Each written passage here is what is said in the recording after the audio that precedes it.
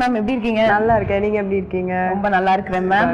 So நிறைய work அவுட்ஸை வந்து நம்ம பார்த்துட்டே வரோம் ஒவ்வொரு நாளுமே. ஈவன் இந்த ஜிம்க்கு வந்தாலே நிறைய பேர் ஒர்க் அவுட் பண்றத பார்த்தா அப்பா சூப்பராக பண்றாங்களே, நம்ம எப்போ பண்ணலாம் அப்படிங்கிற மாதிரி ஒரு ஃபீலாக இருக்கு.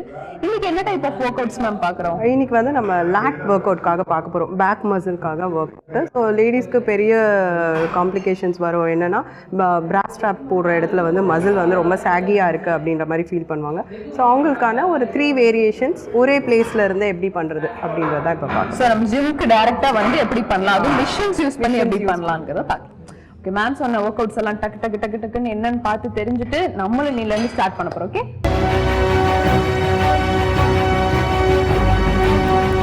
இப்போ சீட்டிங் பொசிஷன் வாங்க. ஓகே, இந்த பொசிஷனில் ஸ்டாண்டிங்கில் கரெக்டாக இந்த பெண்ட் இருக்கு இல்லையா, இந்த பெண்ட் கிட்ட இங்கே ஹோல்ட் பண்ணுங்க. அண்ட் இந்த 4 ஃபிங்கர்ஸ் மட்டும் தான் அப்பர் லேயரில் இருக்கணும், இது லோயரில். ஓகேவா? எஸ், அப்படியே சீட்டிங் பொசிஷன் போங்க. லைக் லிட்டில் ஃப்ரண்ட் பாடி இப்போ ஸ்ட்ரைட் பண்ணிக்கோங்க. இந்த ஸ்ட்ரைட்லேருந்து little slant. So concentrate on your chest. இப்போ புல் பண்ணுங்கள். Very good, very good. So lower back இந்த மசிலை நீங்கள் கான்சன்ட்ரேட் பண்ண போகிறோம். செஸ்ட் மசிலை squeeze, back muscle. Very good, good. Breathe in, up பண்ணும் போது breathe out. Good, very good. இது வந்து 3 sets 15 reps. So 15 into 3 3. Good, very good. Little சின்னா. Very good. நெக் ரொம்ப ஸ்ட்ரெயின் பண்ணாதீங்க. நெக் ஸ்ட்ரெயின் பண்ணாமல் ஃபுல்லாக பேக் மசிலில் மட்டும் கான்சன்ட்ரேட் பண்ணுங்கள். Very good, good. இது பண்ணும்போது எவ்வளோ நாளில் சேஞ்சஸ் நமக்கு தெரியுற மாதிரி? 3 months உங்களுக்கு ஃபஸ்ட் இனிஷியல் சேஞ்சஸ் இருக்கும். அதுக்கப்புறம் 6th monthல உங்களுக்கு நல்லாவே சேஞ்சஸ் இருக்கும். இது வந்து நீங்கள் வீக்லி ட்வைஸ் வந்து நீங்கள் லேட்டில் கான்சன்ட்ரேட் பண்ணி பண்ணலாம். ஸோ எவ்ரி மசில் வந்து ஒரு 2 times நீங்கள் கான்சன்ட்ரேட் பண்ணி பண்ணும்போது தான் உங்களுக்கு நல்ல சேஞ்சஸ் இருக்கும்.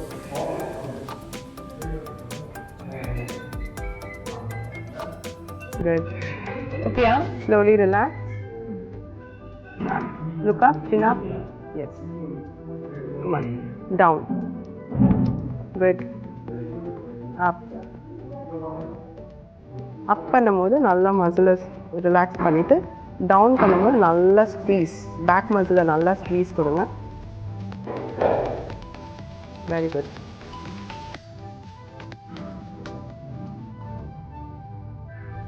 Good, good.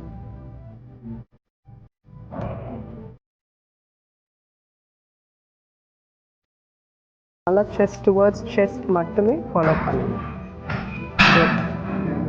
Again come around. Very good.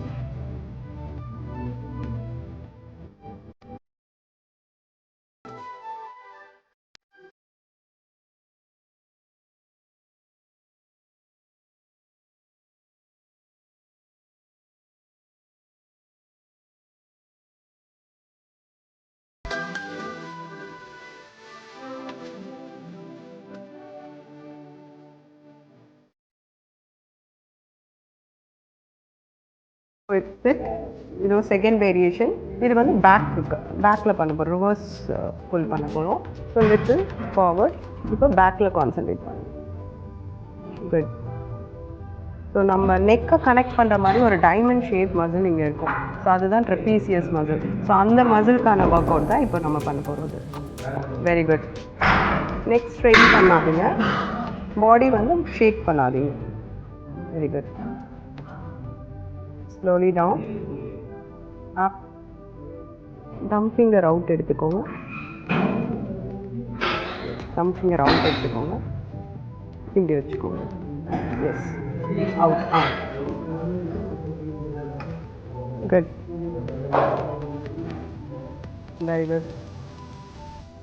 So same இதுக்குமே வந்து டவுன் பண்ணும்போது ப்ரீத் இன், அப் பண்ணும்போது ப்ரீத் அவுட். ஈவனாக புல் பண்ணிட்டு ஈவனாக அப் பண்ணுங்க. Very good. Each 15, 3 reps, 3 sets.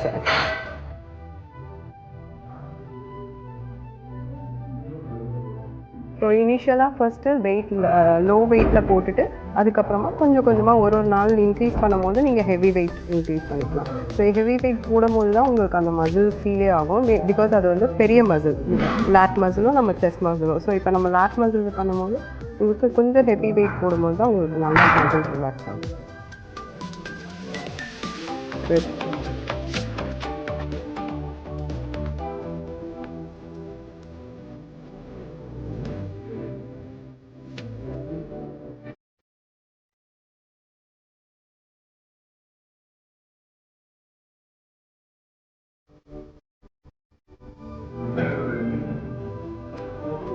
Very good.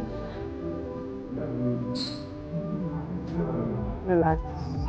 Next என்ன நெக்ஸ்ட் வந்து நம்ம லேட் ரோவிங் பண்ண போகிறோம். ஸோ இங்கே இருக்க லோயரில் இருக்கிற மசிலுக்காக ஒர்க் அவுட் பண்ணுறோம். ஸோ ஸ்ட்ரெயிட் கால் இங்கே வச்சுக்கோங்க. இந்த காலில் வந்து நீ பெண்ட் பண்ணக்கூடாது, மேக் இட் ஸ்ட்ரெயிட். ஸோ உங்களுக்கு நல்லா எக்ஸ்டெண்ட் பண்ணிவிட்டு சீட்டட் அண்ட் ஹோல்ட்.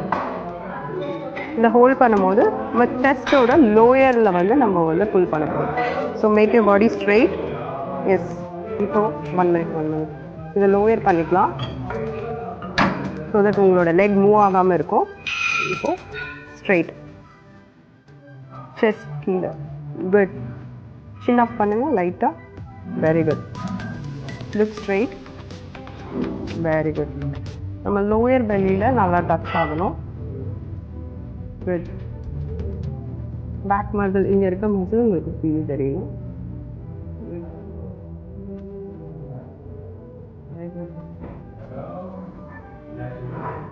இது மெயினாக பேக் மசில். எஸ், இது 3 வேரியேஷனுமே நம்ம பேக் மசிலுக்காக தான் பண்ணுறோம். அண்ட் ஸ்ட்ரைட் வந்துட்டு ஷோல்டர் லெவல் இங்கே தான் இருக்கும். ஷோல்டர் நம்ம கவுச் பண்ணக்கூடாது. ஸோ தட் உங்களுக்கு டம்மியும் நீங்கள் ஸ்க்வீஸ் பண்ணி லிவர் பண்ணுவீங்க. வெரி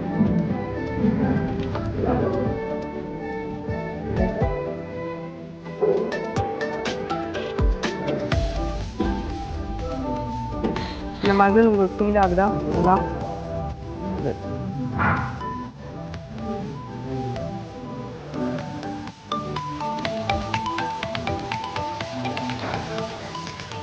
இது எவ்வளோ ரெப்டேஷன்? இதுவுமே வந்து பார்த்தீங்கன்னா 15. ஸோ இனிஷியலாக நம்ம 15 வந்து ஸ்டார்ட் பண்ணால் உங்களுக்கு மசில் ஃபீல் ஆக ஆரம்பிக்கும். ஸோ 15 ரெப்ஸு 3 செட்ஸ் வந்து நீங்கள் ஃபாலோ பண்ணிக்கலாம்.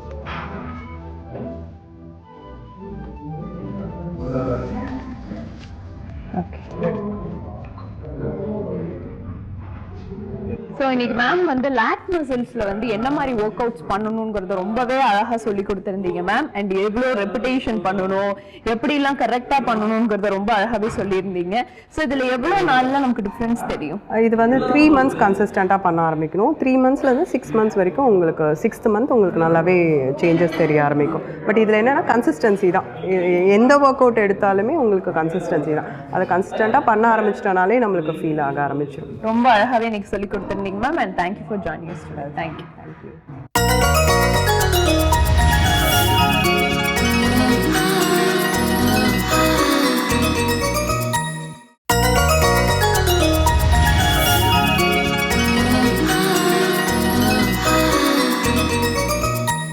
ஹாய், புதியகம் நேயர்களுக்கு வணக்கம். என்னோட பேர் அகல்யா. நான் ஒரு கிளினிக்கல் டயட்டிஷியன், சத்துணவு நிபுணர். இன்றைக்கு நம்ம ஒரு இன்ட்ரெஸ்டிங்கான டாபிக் தாங்க பார்க்க போகிறோம். ரொம்ப தேவையான டாப்பிக்கும் கூட. அதாவது பெல்லி ஃபேட் பற்றி பார்க்க போகிறோம். தொப்பை அப்படின்றது இது பார்த்திங்கன்னா எல்லாருக்குமே இருக்கும். 100ல் ஒரு 80 பேருக்காவது இப்போ தொப்பை இருக்குது. சின்னதாகவும் இருக்கும், பெருசாகவும் இருக்குது. அந்த மாதிரி எவ்வளோ பேருக்கு வெரைட்டியாக தொப்பை இருக்குது இல்லையா? அது என்ன அந்த வெரைட்டியான தொப்பை அப்படின்னு பார்த்தா, தொப்பையிலே பெல்லி ஃபேட்லேயே வந்து நிறையா வந்து வெரைட்டிஸ் இருக்குது. ஒன்று வந்து ஃபஸ்ட்டு வந்து சாகிங் பெல்லின்னு சொல்லுவாங்க. அதாவது அவங்களோட தொப்பை வந்து ரொம்ப அதிகமாக அந்த ஃபேட் போட்டு கீழே தொங்குற மாதிரி இருக்கும் ஒன்று. ரெண்டாவது வந்து ஆல்கஹாலிக் பெல்லி, நிறையா வந்து குடிப்பழக்கத்தினால வருது. அடுத்தது பூச் பெல்லி, அதாவது குழந்தை பெற்ற பிறகு அந்த பெண்களுக்கு வரக்கூடிய அந்த பெல்லி தான் அது வந்து பூச் பெல்லி. ஸோ இந்த பெல்லி ஃபேட் அப்படின்றத பற்றி நம்ம ஃபுல்லாக இன்றைக்கி டீட்டெயிலாக தெரிஞ்சுக்கலாம். இதை வந்து 2 வகையாக சொல்லலாம். அதாவது விசரல் ஃபேட். ஃபஸ்ட்டு ஃபேட்டுனா விசரல் ஃபேட், சப்க்யூட்டேனியஸ் ஃபேட்டுன்னு சொல்கிறோம்.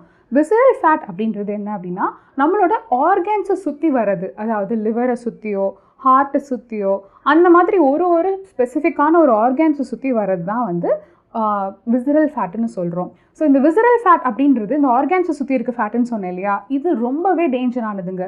ஏன்னு பார்த்தீங்கன்னா இப்போது இந்த ஹார்ட்டை சுற்றி இருக்கிறது என்ன பண்ணும் அப்படின்னா அத்திரோஸ்க்ளியரோசிஸ், அதாவது ஹார்ட் அட்டாக் வரக்கூடிய ப்ராப்ளத்தை உண்டு பண்ணுது. அடுத்தது லிவர் மேலே இருந்துச்சுன்னா ஃபேட்டி லிவர். இந்த மாதிரி ஒரு ஆர்கானுக்கு மேலேயும் இந்த மாதிரி ஃபேட் கொஞ்சம் கொஞ்சமாக சேர்ந்துக்கிட்டே போகும்போது ஆர்கான்ஸ்க்கு ரொம்பவே பிரச்சனை வரும். அடுத்தது சப்க்யூட்டேனியஸ் ஃபேட். இந்த சப்க்யூட்டேனியஸ் ஃபேட் அப்படின்னா என்னென்னா நம்மளோட ஸ்கின்னுக்கு கீழே, அதாவது சூப்பர்ஃபிஷியல் லேயருக்கு கீழே இருக்கிற ஃபேட் தான் வந்து சப்க்யூட்டேனியஸ் ஃபேட்டுன்னு சொல்லுவோம். இது எதனால் அப்படின்னா நம்ம சாப்பிட்ற உணவு பழக்க வழக்கத்தினால வர்றது தான் இது எல்லாமே. அண்ட் இதுக்கு என்ன காரணங்கள் இருக்குது அப்படின்னு பார்த்தீங்கன்னா ஃபஸ்ட்டு வந்து ஜெனட்டிக் தாங்க ப்ராப்ளம். ஒருவேளை நம்மளோட அப்பா அம்மாவுக்கு இருந்திருக்கலாம், அதனால நமக்கும் வருது. ஆனால் அது மட்டுமே காரணம் கிடையாது, ஏன்னா நம்மளோட லைஃப் ஸ்டைலும் அதுக்கு முக்கியமான காரணம்.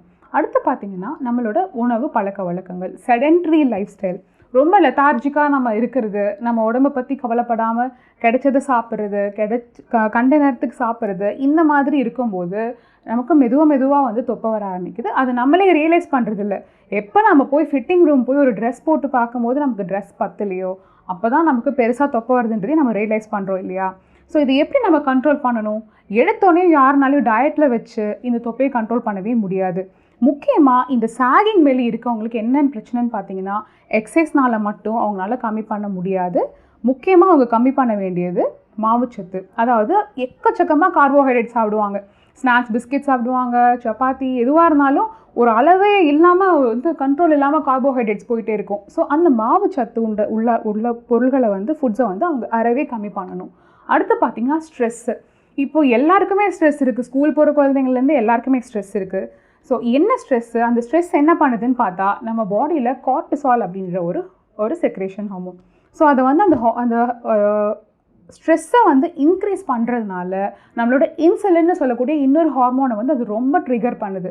ஸோ இப்போ என்ன பண்ணுதுன்னா நம்ம எது சாப்பிட்டாலும், எந்த கார்போஹைட்ரேட் சாப்பிட்டாலும் ப்ரோட்டீன் சாப்பிட்டாலும் எதை சாப்பிட்டாலும் அது குளுக்கோஸாக கன்வெர்ட் பண்ணி நமக்கு அது ஃபேட்டாக போய் செட்டில் ஆகுது.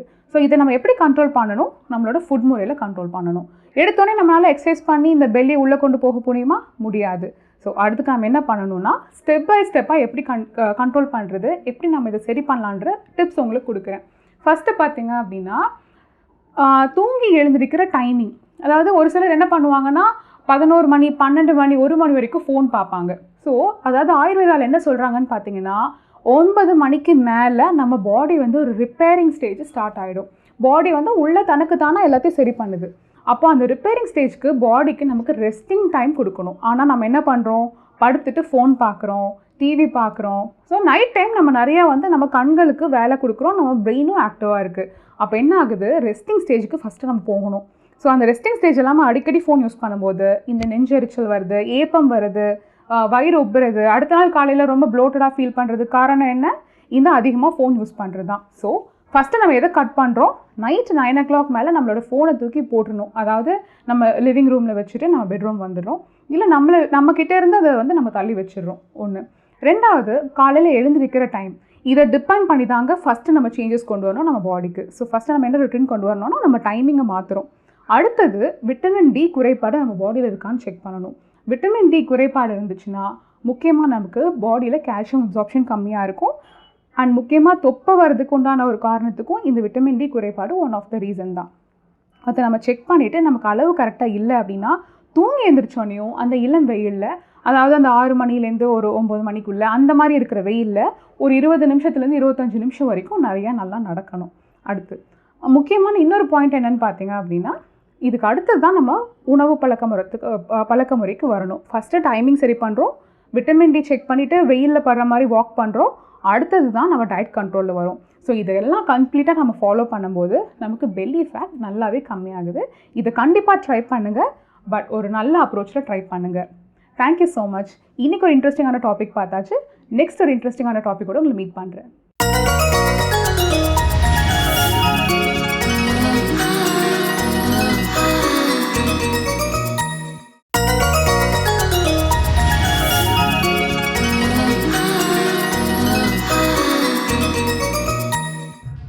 Hi ma'am. Hi ma'am.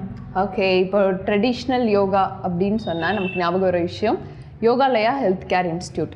Yogalaya health care இன்ஸ்டியூட்னு சொன்னாலே எங்களுக்கு நீங்கள் கற்றுக் கொடுத்த ஒவ்வொரு ஆசனா தான் எங்களுக்கு ஞாபகம் வருது அப்படின்னு சொல்லலாம். அண்ட் இன்னைக்கு என்ன யோகா வந்து நம்ம பார்க்க போகிறோம்? உங்களுக்கு லோட்டஸ் பிடிக்குமா? கண்டிப்பாக, அது எப்படி பிடிக்காமல் இருக்கோ. ஓகே, ஸோ அந்த லோட்டஸ்க்கு நிறைய ஸ்பெஷாலிட்டி இருக்குது. ஸோ அந்த போஸ்டர் எப்படி பண்ணலாம் அப்படின்னு தான் பார்க்க போகிறோம். ஏன்னா எல்லா காட்ஸும் வந்து அதில் தானே உட்காந்துருக்காங்க. ஸோ அந்த ஸ்பெஷாலிட்டி நமக்கும் வரணும்ல. நேஷ்னல் ஃப்ளவர் வேறு. ஆமாம், எல்லாருக்கும் அது நேஷ்னல் ஃப்ளவராக தான் தெரியும். ஆனால் அதுக்கான குவாலிட்டிஸ் என்னென்னு யாருக்கும் தெரியறதில்ல. அதுதான் ஆக்சுவலி அதுக்கு ஸ்பெஷல் குவாலிட்டி ஒன்று இருக்குது. இப்போ தாமரை மற்ற செடிகள் மாதிரி இந்த பூ வந்து நல்ல தண்ணி ஊற்றியோ இல்லை வீட்டில் வச்சு வளர்க்குறது அப்படி இல்லை. இப்போது கொஞ்சம் மாறிடுச்சு. பட் பேசிக்காக அந்த காலத்துலலாம் பார்த்திங்கன்னா குளத்துல அந்த தண்ணி அழுக்காக இருக்கும் அந்த மாதிரி. ஸோ அது ஒரு சிம்பிள் கான்செப்டாக சொல்லணுன்னா, நம்ம யார் எங்கேருந்து எப்படி வரோம் அப்படிங்கிறதில்ல, நம்மளை சுற்றி எவ்வளோ கெட்டதுகள் இருந்தாலும் நல்லதை மட்டும் எடுத்துகிட்டு நம்ம மேலே வரணும். ஸோ நமக்குன்னு ஒரு தனித்தன்மை இருக்குது. ஸோ ஒவ்வொரு தனித்தனியாக நீங்கள் லோட்டஸ் பார்த்திங்கன்னா கூட்டமாலாம் இல்லை, தனித்தனியாக தான் இருக்கும். ஸோ அதோடைய தண்டு பார்த்திங்கன்னா நம்மளுடைய ஸ்பைனோடைய கனெக்டட். ஸோ ஒவ்வொரு சக்கராவை நீங்கள் இங்கே பேஸ் பார்த்துருக்கீங்கன்னா இங்கே ஒரு சக்கராஸ் நீங்கள் இருக்குது. ஸோ அது வந்து அந்த ரூட் சக்கரான்னு சொல்கிறோம். ஸோ வேர் நல்லா பிடிச்சாதான் அந்த மரம் நல்லா வளரும். ஸோ இந்த த்ரோட் சக்கரா வரைக்கும் அந்த தண்ணியில் இருக்கிறது. இந்த தண்ணிக்கு மேலே வெளியில் வந்தால் தான் மீதி 2 சக்கரா வந்து உங்களுக்கு ஆக்டிவேட் ஆகும் அப்படின்றது. ஸோ அந்த ஃப்ளார் மாதிரி சொல்கிறது வந்து 1000 petals. ஸோ ஃப்ளார் ஓப்பன் ஆகிறது வந்து it is equal to 1000 petals.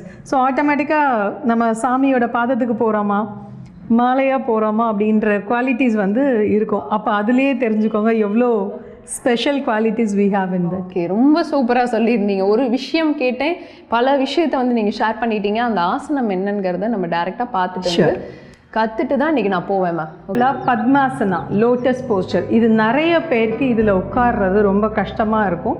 So இதை எப்படி சிம்பிளாக பண்ணுறது, இல்லை எப்படி பண்ணால் வந்து ஈஸியாக நமக்கு அந்த பத்மாசன் வரும் அப்படின்றது பார்க்கலாம்.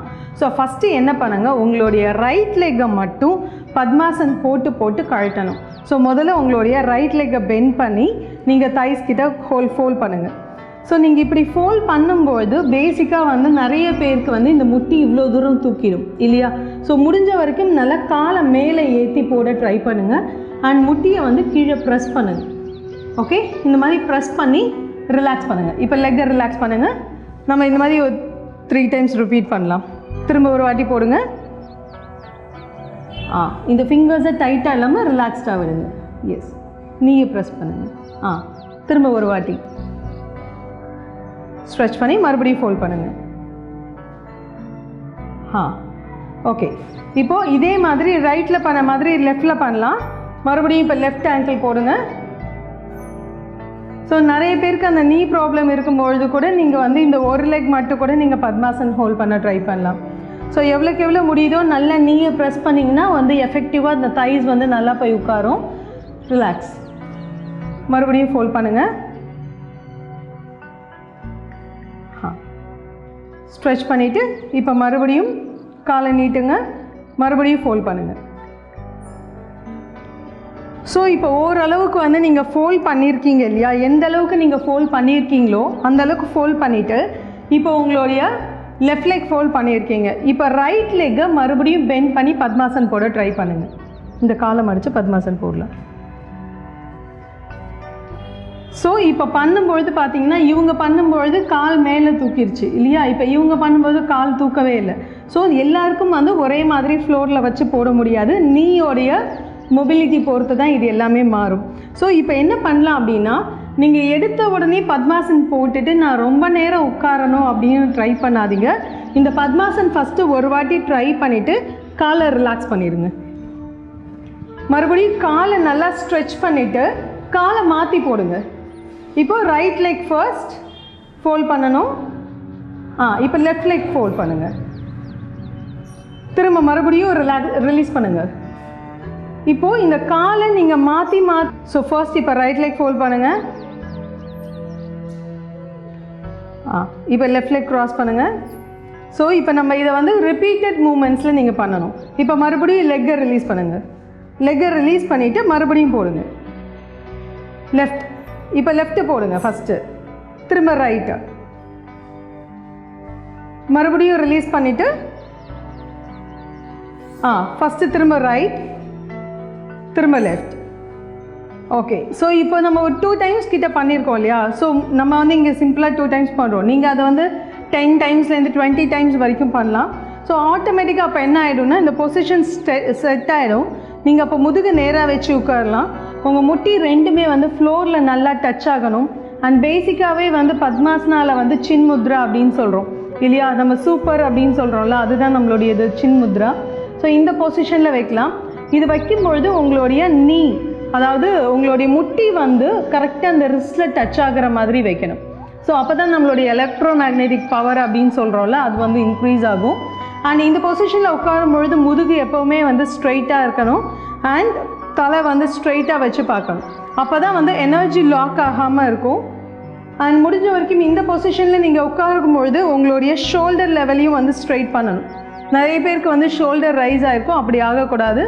ஐஸ் க்ளோஸ் பண்ணிக்கோங்க. அண்ட் நார்மலாக இந்த பொசிஷனில் இருக்கும்பொழுது ப்ரீத் இன் ப்ரீத் அவுட் பண்ணலாம்.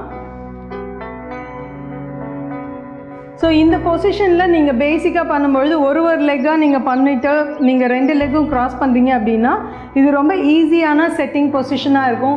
நம்ம படிக்கும்பொழுது, சாப்பிடும்பொழுது, எந்த மாதிரி ஒர்க் பண்ணும்பொழுது கூட, நம்ம சிட்டிங்கில் உட்காந்து என்ன ஒர்க் பண்ணாலும் கூட நீங்கள் இந்த பொசிஷனில் பண்ணலாம். பட் இதை வந்து எப்போவுமே ஒரு பெஸ்ட் மெடிடேஷன் போஸ்டராக மட்டும்தான் எல்லாருமே பார்த்துருப்போம். பட் நீங்கள் ஃபோக்கஸ், கான்சன்ட்ரேஷன், மெமரி பவர் அந்த மாதிரி எந்த விஷயத்துக்கு பேஸ் பண்ணி பண்ணணுன்னாலும் இந்த போஸ்டரை நம்ம ஃப்ரீக்வெண்ட்டாக பண்ணலாம். இப்போ ஸ்லோவாக ரிலாக்ஸ் பண்ணிக்கோங்க. ஒவ்வொரு கலர் ரிலாக்ஸ் பண்ணிடுங்க, ஸ்ட்ரெச் பண்ணுங்கள்.